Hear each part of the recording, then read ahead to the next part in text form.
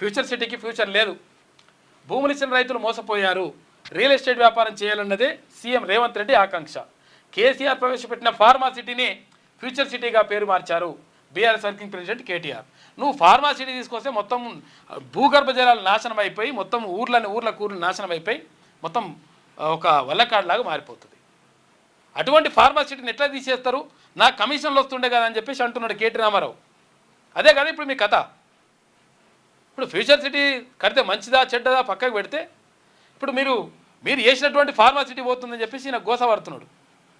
ఎందుకంటే మొత్తం అక్కడ ఊర్లు మొత్తం నాశనం చేసి, భూగర్భ జలాలు కథం చేసి, మీద వాయు కాలుష్యం, లోపల భూమి కాలుష్యం, తర్వాత అన్ని రకాలుగా కాలుష్యం ఏర్పడితే ప్రజలు నష్టపోతే, ప్రజలు చచ్చిపోతే దానికి అది సంతోషం అంట ఆయనకు.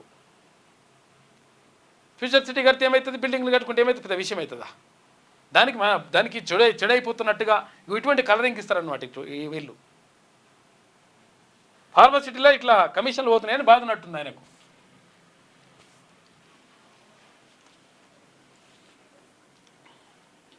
ఫార్మా సిటీ అంటే ఆయన పని చేసారు కదా, మంచిరెడ్డి కిషన్ రెడ్డి పని చేశారు అక్కడ ఉన్న ప్రజలు. ఎందుకంటే మా భూములన్నీ ఆగం చేసి మా బతుకుల్ని ఆగం చేస్తా అంటే ఎట్లా ఒప్పుకుంటారు ఆయన అని చెప్పేసి కథం చేసి పడేశారు.